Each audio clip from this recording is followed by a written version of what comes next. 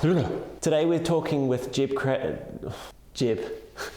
Hi everyone, my name is Tim Williams. I'm from LumEd, and today I wanted to introduce you to Season 1, Episode 8 of our podcast. Today we spoke with Jeff Crabtree, who is an amazing thought leader in creativity.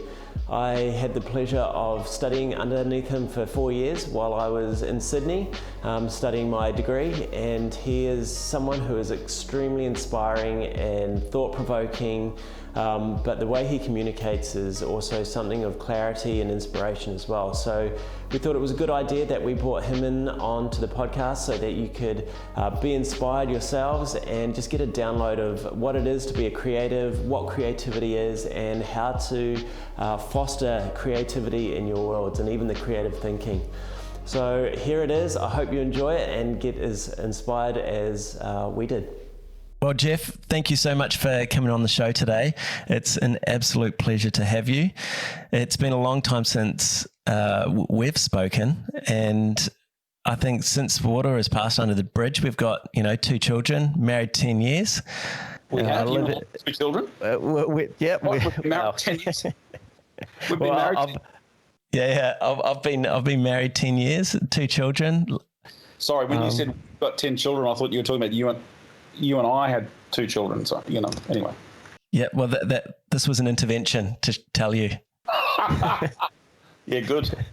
We would love to explore the space of creativity. You're very much a thought leader with your beautiful wife Julie in the space of creativity and how we manage creatives, or how we manage our own creative thinking. As a baseline to sort of preface this conversation, can we get an idea? What is your definition of creativity?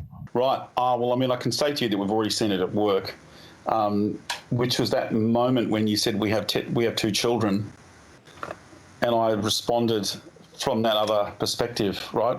What do you mean we have 2 children? So I don't have personally a unique or a Crabtree definition of creativity. We adopt a definition that has been really solidly established by a whole bunch of researchers in the field. And so that definition is this: creativity is the process of having original ideas that have value.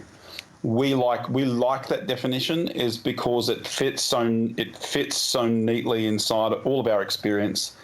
And when you start to talk to other creative practitioners about their experience, suddenly the light goes on for them and they go, oh, wow. Because that's the doorway. If you understand that creativity is a process, then there are a whole bunch of implications around that. One of those implications is that it's not like magic. Creativity isn't mysterious. It's just it's accessible to everybody. In fact, we're of the belief that everybody is creative. That you can't be human and be not creative. We think of creativity as having 4 components, and this is where it starts to we start to differ a little bit from other people. Although I'm happy to say that after we published our book, Living with a Creative Mind, in which we actually set forward this idea of the creative process, about a year later, one of the most influential psychology researchers in the field of creativity, essentially came up with the same definition. Wow. Which is not, it wasn't plagiarism. It's actually people coming to the same sets of ideas around about the same time. So we think of it as there are 4 components. The first component is curiosity. So what that really means is, look, you can't be creative without being curious. In fact, this is where most people's creative thinking gets shut down, where they've grown up hearing things like curiosity killed the cat. Little kids going to their parents and saying, why is blah, blah, blah, blah, blah, whatever that is. And then somebody says, because it is, that's why, or because I told you, that's why. Or every time you shut down a little kid asking questions, you're incrementally shutting down their creativity, because what finishes up happening is your creativity is getting beaten out of you. It's like, think of curiosity as like the garden or the seed bed. and you have to nurture that and water that. And if you don't, then you tend to finish up doing the same old things all the way around. So then we'll have a diagram that you can put up here. But there are 3 other parts of the process, and we call those perception, discovery, and production. So the shorthand way of thinking of that is I see, I think, I make. Seeing, thinking, making. Let's modify the creativity definition, right? I would argue, instead of creativity being the process of having original ideas that have value, is the process of having original ideas that make something that have value. Well, I was just going to say, in terms of the people that we look back on history who have been some of the most creative, it's because of the product. They haven't just sat back and been creative in their head and not actually produced something. They've actually. So good. If it just lives in here, that's not it. So creativity is a process. It's a little bit like owning a factory. Yeah. So most people who are blocked creatively, or who feel like they can't be creative, it's just they don't know how to work the factory, or something's broken down in the factory and they haven't had a chance. They don't know which bits of the factory to fix. That's why for a lot of people who have to engage creativity, professionally, people, for example, who are for example, people who are in music, or people who are in advertising, or people who are in branding, or people who are entrepreneurs, if they don't understand the process, what they do is they go back to what's worked for them in the past, and sometimes that means staying up till 2 a.m, because that's when they got the creative idea, or last time, or a breakup with my girlfriend/boyfriend because that's what worked last time.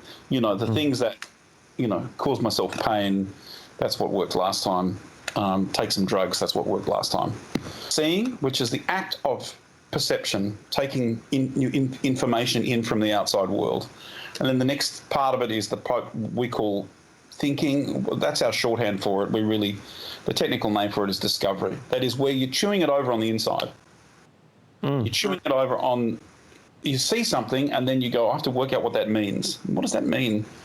And that part of us is composed. We do that in our inner world, which means that the important things there are our imagination, our memories, and our experiences and our beliefs, because all those things change the outcome. Let's imagine the Isaac Newton story, which is he saw an apple fall from a tree.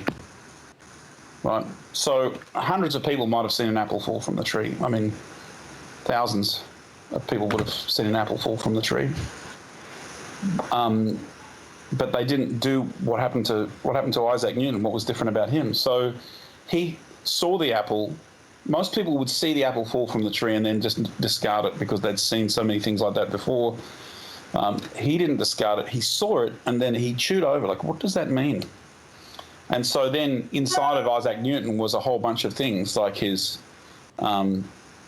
memories, his experiences, and his understanding of physics as it was up till then, the laws of physics. And so then we finish up with him creating, and if you like, his big idea was there is a force that is attracting objects together, gravity, right?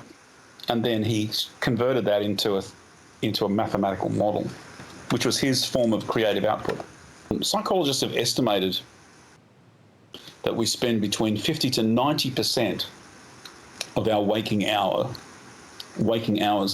not actually present, but we spend it in our internal world. Wow. Spend it planning the next thing, remembering something, daydreaming, or whatever. We're not actually present and engaged, and being present and engaged is the crucial dynamic, right, for seeing. So you might have gone outside your house this morning for a permissible activity under level 3, which is to go out for some exercise. I guess you're allowed to go out for exercise. Anyway, you might have been out this morning and there was some dew on the ground or on the trees around your place, and the sunlight, the early morning sunlight, shone through a drop of dew on a leaf, and it cast a rainbow across your eyeball for a second, but you missed it because you were thinking about whatever you were thinking about. We can have almost the same experience of being in a new location that we have, being in our own surroundings, by just being willing to see it as if for the first time, which is to be really, really present. When you pay a lot of money and travel somewhere, you've invested a great deal in being there, which is why those experiences are so rich. Does that make sense? You spend a lot of time being present, and we don't, in familiar surroundings. We don't spend as much time being present because it's familiar. It's like we're operating in habit, operating in automatic pilot. But if you're willing to stop doing that and just suddenly become present, you begin to notice things even about your current environment that you might have been locked in for 45 days that are different, and you didn't know. So just to dive down that rabbit hole a bit further. Dive down. The rabbit hole is big. Would you say, I guess, the idea of being disengaged, a lot of people would suggest social media and the presence of digital technology to be numbing our senses to the physical world. Do you think that creativity has been diminished as a result, let's say over the last 10 years, due to that disengagement at an early age in someone's development? The early research tells us that that the devices themselves are changing the wiring of our brain. Now, I'm not a Luddite, so I'm a big fan of technology. And to be honest, and my wife hates my time on technology, right? However, she's just as guilty these days because it's at the moment the only way we're keeping in touch with, it's a great way of keeping in touch with what's going on. And there's a lot of news that is really relevant. Those things will have unknown consequences because a generation who are growing up on phones, they finish up inventing new things and being entirely creative in ways that we haven't imagined, like that may change their brains in ways that are positive as well as negative. Yeah, it's so interesting. Tim, you can drag us back on track. I've just got one more question. In terms of the word creativity or referencing yourself as a creative, I think that word is just thrown around so much in our industry. I guess we call ourselves creatives, and we actually just put an advert out on Facebook. We're developing a co-working studio within our wider office environment when we get back to it. And I think the wording on the advert was, are you a creative looking for a co-working environment? And I guess that term, are you a creative, has just been blown out of the water hearing your definition of that. But we'll go change the ad. Do you think the word creative is used in the wrong way when it's referencing individual people over, say, an accountant, for an example, wouldn't necessarily be referenced as a creative, but they are just as much a creative in their own industry as we are talking on a camera like we're creating this video now? When I say creatives and when you say creatives, I think we're talking about the same thing, which is people who need to access the creative process for their professional work, for their daily, for survival. That is, of necessity, come to work not exactly knowing how they're going to get to the end. That's a great way of looking at it. And also, they'll start with something in their mind, and then they have to realise it. Everybody can access the creative process, but we do it with different talent. We do it with different abilities. We do it with different potential. And so I think what you're getting at is we want a co-working space for people who access the creative process, have to rely on accessing the creative process, who are also got high levels of talent and ability. I think just saying creatives is a much better shorthand form, don't you? I mean, I think and so I would say that most people know what you mean. But if you're listening to this and you're an accountant and I start talking to you about what you do in your head to solve problems, that you might find a problem that you've not encountered before, then you have to engage the way you think about the processes and the protocols differently. Creative accountancy is normally associated with fraud, I was thinking that the whole time. Our last interview, we actually just spoke to a lady who runs a business, a software company specializing in monitoring fraud and money laundering. That's a great fun fact, and that'd be worth watching. I mean, we have a model for the creative mind. It's actually a model of everybody's mind, and we argue that there are 9 qualities that are not just in your thinking, but to do with how you approach the world and how you take in information and how you process emotion. We think there are 9 qualities that are used differently by people who are highly creative. And then there are people who are really, really intelligent and really smart. And what you don't want them during their jobs accessing that creative process, like your brain surgeon. You don't want them opening up your brain and then going, gee, wow, what would happen if we took this bit out, Like, you don't want that kind of curious, playful, risk-taking, experimental kind of thinking in that moment. What you want is somebody who's going in to do a precise job, they're following precise rules, because, they're opening up your skull, for goodness sake, right? I mean, it's the same thing for you flying in an aeroplane. You want somebody who flies the aeroplane according to the manual. And actually, to be honest with you, there's certain parts of the creative process that you need that thinking. You need it really. If you're, for example, in my world, I'm a composer and a musician and a producer, music producer. So there are times when I need to be wild and crazy and be thinking like, oh, what if I did this and what if I did that? But then there are these other times when it's absolutely rigid and technical and follows, maybe that's a better way of thinking of it, technical thinking. It follows the rules and the techniques. If you were to watch me working in the studio, it's going to be incredibly boring, because I might be listening to a kick drum, for example, and changing the EQ on it slightly and comparing it round and round and round. It's a highly technical process, and it's almost a rigid process. It's not what we think of as creativity, but it's a part of the creative process. In fact, that's the part of the making. Often the making part of the creative process is governed. We found that it's governed by discipline and governed by rules and governed by skill. Well done, team. You've made it to the halfway point.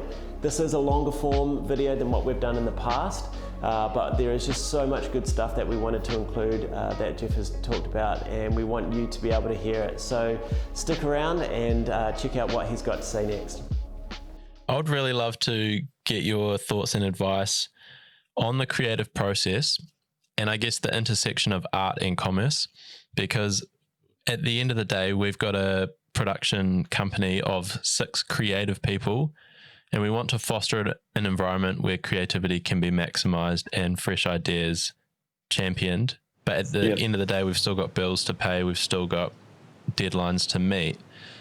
What is your advice for someone in that awkward position where we don't have 6 months to sit on an idea and just, watch the clouds go by and dream? What's your advice, and how can we foster an environment to maximize the creativity, but also get to a point where we can formalize it in a system to produce a product and in a timely manner? I think very few people actually do have 6 months to dream. I think you'll hear incredible stories about everywhere. The world is littered with stories of incredible work, genius level work that all sort of came together at, very, very rapidly, very quickly. And there wasn't the sitting around, chewing it over. The last couple of months of Van Gogh's life, the painter, he was painting like 2 or 3 paintings a day. Wow. So he was literally banging the paint onto the canvases and moving on. Every painter, every visual artist starts with a canvas. The canvas has a size already, so there are limits to what they're going to do with the canvas. But everybody has the same thing. Everybody has a canvas. If I'm a songwriter, it's how long is the song going to be? What form am I going to write in? And some of the best limits are just self-imposed, and alternatively, some of the best limits are imposed by clients. Because they're things that you have to accept them and go, not accept them, but just learn to love them, because the client goes, I want this and I want this and I want this and I want it all for a third of what you think you're going to get for it. Some of the best stuff that I've done was literally I had 45 minutes to write a song, and it was one of the better songs I've ever written. You know, I'm not in the zone of wow, I'm feeling really creative now. I just had to do it. Do you think it's because time almost for someone who's trying to work within a specific creative outlet, time is almost like presents too many possibilities? If you've got too much time, so less time, it almost narrows down the possibilities to get the final product. So I'm going to answer that question, Tim, this way by answering Josh's question, which is how do you create a space like that? The space has to have a certain amount of flexibility to it. And I think that the difference between organisations that run creativity successfully and organisations that don't is that the organisations that don't are absolutely rigid. And the organisations that do are like a trampoline. You know those kids' trampolines they've got these days where they've got a big net? They can throw themselves at the thing and it just stretches out and then it lets them bounce back in. And so what you're really doing is trying to create that kind of space where somebody can throw themselves at a project. It can be a really ridiculous thing, and yet the organisation has the flexibility to allow them to explore it. Maybe it turns into something good, maybe it doesn't. It throws them back into the middle. If that makes sense. So that's a metaphor for how I see it. So I think leadership, and the other thing I think about leadership of creative people is all down to the culture.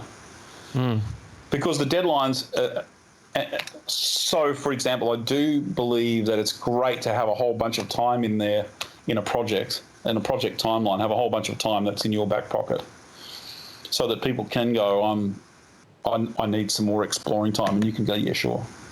To have deadlines that are that have got fallback positions, you know, so that you build time into your deadlines, contingency time, so that you say to your creative team, you have 2 weeks on this project or 3 weeks on this project, but really you've got 4, so that if they need it, you can take a week out and, you know, and legitimately give it to them.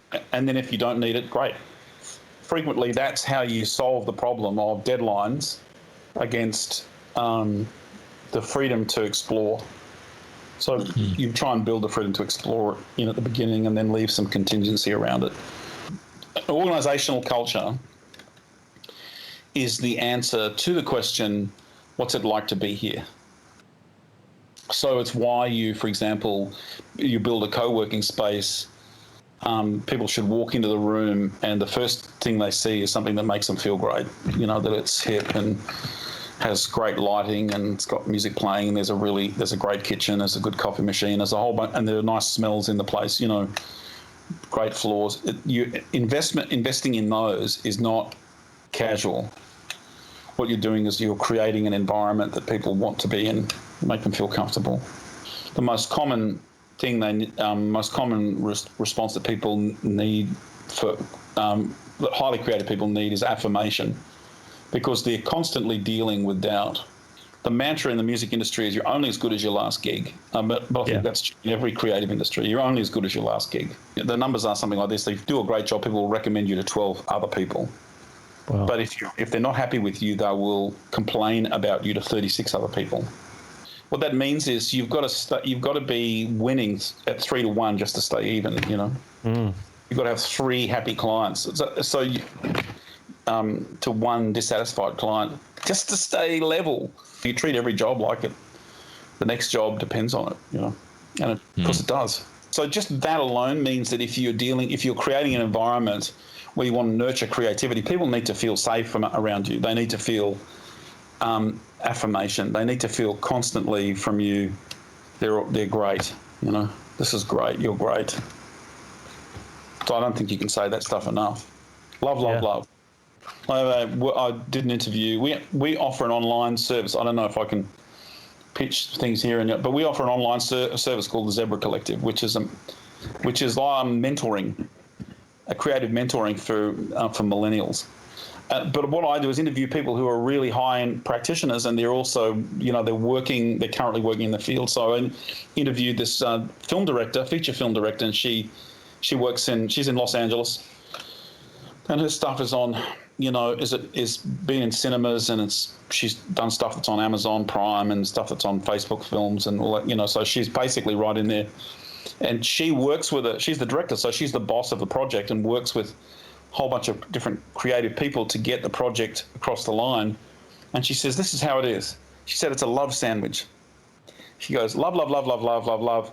I think we should try that, changing this, love, love, love, love, love. Right? And she said it's a fascinating thing that she says, she said you can hear it at the end of all of the rushes of all the takes, She said, she'll call cut, and then she said you can hear me say it to the actors, oh my God, that was amazing, that was fantastic. She's, and then she goes, but let's just do one more. Because it was rubbish, ultimately. Because they weren't there. But don't get them. You don't get people there by beating them, and you don't get people there by terrifying them. Yeah. There's enough terror. The deadline keeps us honest. Anybody who can make any kind of money. This is why I'm coming back to the issue of the deadline. Right? Anybody who's made money in a creative industry and can continue to make a living in a creative industry knows how to manage deadlines internally. I know that there's a carrot and a stick, and we know the deadline is a stick, and we're okay with that. We have to become good with that. Let's talk about resilience. How do we manage those failures, and as a creative, ensure that those creative processes still keep going, but also when we feel unsafe, when we don't feel loved, how do we get back up again? Resilience has been a subject of research since the end of World War II. Wow. And the reason it is because psychologists who view the rest of us as laboratory animals in their gigantic experiment noticed in Europe following World War II, there was huge numbers of displaced persons. They were made refugees by this terrible conflict. And some psychologists who were dealing with these people began to notice there were some people who did well despite the difficulties, and some people who never seemed to recover at all. And so they wanted to know what made the difference for those people. So there are 28 of these things. Three most important things that you can do are be able to get good rest, good sleep well, get exercise, and have a good diet. And I know it sounds really mundane. Those three are the most important three things. If you take away those three things from this episode and just do those three things, get good rest, get daily exercise, change your diet so that it's healthy, eat the rainbow. That's actually amazing to hear, considering the first show we ever did, the first interview was from the CEO of Exercise New Zealand, and it was all about creating a foundation to be able to get us through COVID-19 and the lockdown. And so for you to speak back into that, and from a creative level, that to be able to continually fuel our creativity or be in the right space for creativity and be resilient coming out of this season, and even whatever seasons we may face or scenarios we may face ourselves moving forward. You are what you eat. I have a daily mindfulness practice, which involves just actually focusing for about 3 minutes just on my breathing. People think of it as transcendental meditation, but it's not really. What it is the science of being present. And funnily enough, this goes back to the creative process, because I think you might remember one of the parts of the creative process very important is the issue of being able to see, the seeing part. And if you're not present, you won't see. So mindfulness teaches us the skill of being present. Can I just get you to clarify, is that seeing with our physical eye or seeing with our mind's eye? Seeing, actually, it can be seeing with your mind's eye. The perception side of it is can be totally imaginative, can be spiritual, can be kinesthetic, can be auditory. It's the process of bringing in new information. It's quite a discipline. So mindfulness helps you be present. What mindfulness does is it teaches you to recognize your feelings and your emotions, to be able to look at so for example, the feeling that you get when you've been rejected, awful, right? So then what mindfulness does teach you is a discipline to be able to go, okay, I know I'm feeling rejected. And I know that feels bad. So, but what's going to happen? This is going to pass. You know, no matter how bad it is, if you can get good night's sleep, you'll be feeling better the next day, for example. You can't do one mindfulness exercise and suddenly be resilient. You can't go out one 40-minute walk and suddenly be resilient. These are things that you need to be working on constantly. A bunch of psychologists said, let's test out this mindfulness thing. So they put two separate platoons in an experiment. There was the control platoon who just went through the normal training. And then there was this other platoon who just did 5 minutes of mindfulness in the morning and 5 minutes in the evening. And the mindfulness was just focusing on their breathing. So they're just told, sit down, you're going to breathe, you want to focus on your breathing, don't think. And every time you think, stop thinking about it, just come back. You notice your thoughts start to go, so you go, oh, okay. Come back to just focusing on the breathing. They did that for 8 weeks. And they put them in the simulator, and then but they took blood tests, and because these are all soldiers, so they're almost like experimental subjects. And they took blood tests. They took they're measuring adrenaline, cortisol, all the stress chemicals, and they're measuring heart rate and respiration rates and blood pressure and things like that. And they did it before they go in the morning, and then when they come out. And surprise, surprise, the platoon that had the mindfulness training, their cortisol and adrenaline, blood pressure, heart rates, breathing rates returned to baseline far more quickly than the other platoon.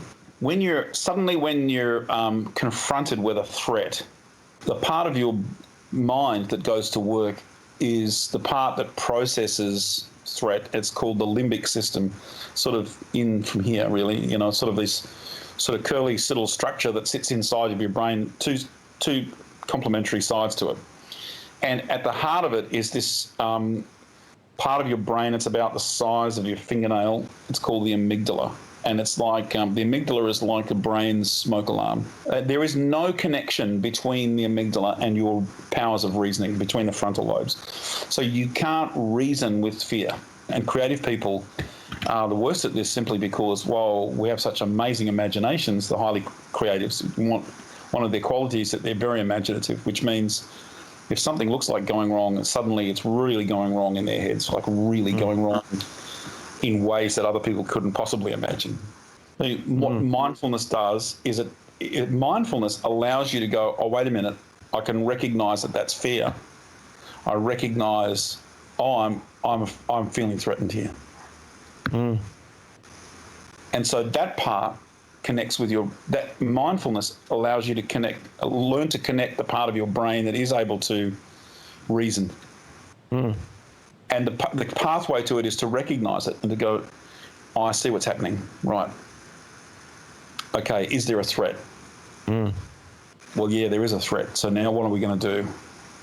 That's an important question that you ask, because there are a lot of people feeling afraid. Yeah. And you can't reason out of it, but what you can do is you become resilient in it. Yeah. So there's 4 things: rest, diet, exercise, mindfulness. There's another 24.